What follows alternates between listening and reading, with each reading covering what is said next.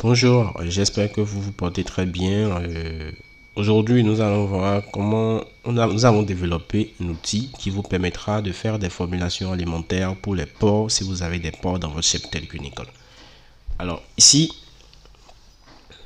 c'est comme si vous avez déjà vu ma vidéo sur la formulation alimentaire pour les lapins, c'est les mêmes principes. L'outil contient les matières premières telles que le maïs, le sorgho, le son de blé, le son de maïs, etc. jusqu'en bas. Le taux d'incorporation, l'énergie, la protéine, le calcium, le phosphore, la méthionine, la lysine, les valeurs limites à ne pas dépasser.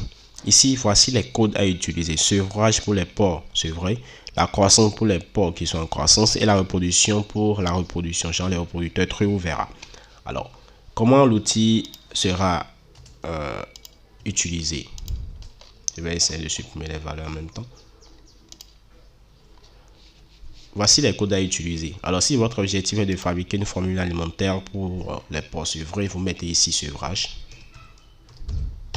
Et quand vous allez mettre sevrage, l'énergie serait à 2500 kcal par kilogramme, la protéine 18%, le calcium 0,80%, le phosphore 0,60%, la méthionine 0,24% et la lysine 0,80%.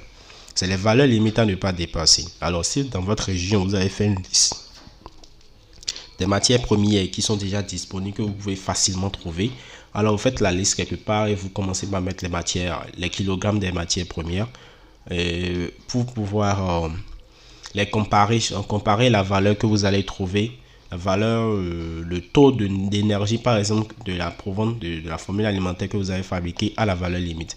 Alors nous supposons que dans votre région nous avons le maïs en 20 kg, le son de maïs 10 kg, brasserie 10 kg, de conseil de soja manioc 10 kg. Je fais juste une improvisation pour vous montrer comment vous pouvez l'utiliser. Alors on suppose que vous avez mis les kilogrammes des matières premières que vous pouvez facilement trouver dans votre région. Alors ici, ça donne le kilogramme de la matière première, ce qui veut dire le kilogramme de la provente que vous voulez fabriquer, ce qui veut dire c'est 50 kg que vous voulez fabriquer.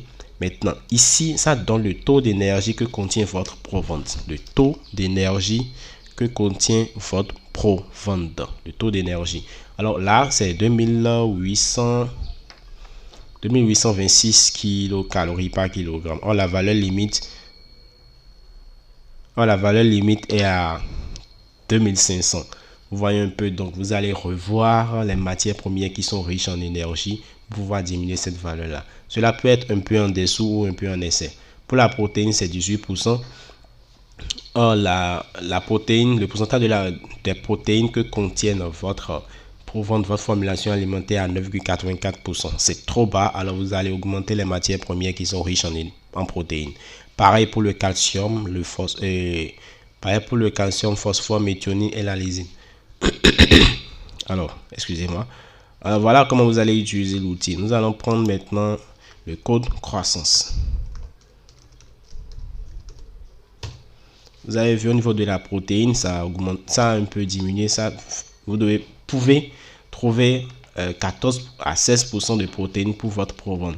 C'est pas un problème, ça peut aller 14, 15, 50 et autres, mais ça doit s'arrêter à 16. L'énergie c'est toujours à 2500, calcium 0,70, phosphore 0,50, la méthionine 0,22, la lysine 0,60. Ici, nous allons mettre la reproduction.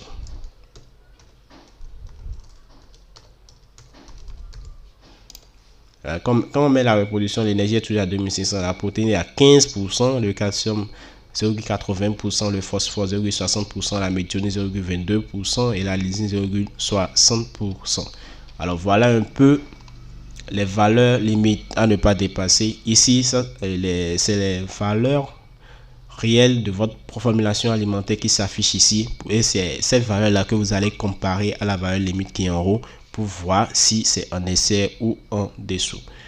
Alors voilà un peu comment vous pouvez l'utiliser. Si vous voulez l'avoir, c'est pas un problème. Vous cliquez sur le lien en bas de la description pour nous contacter afin d'avoir cet outil-là.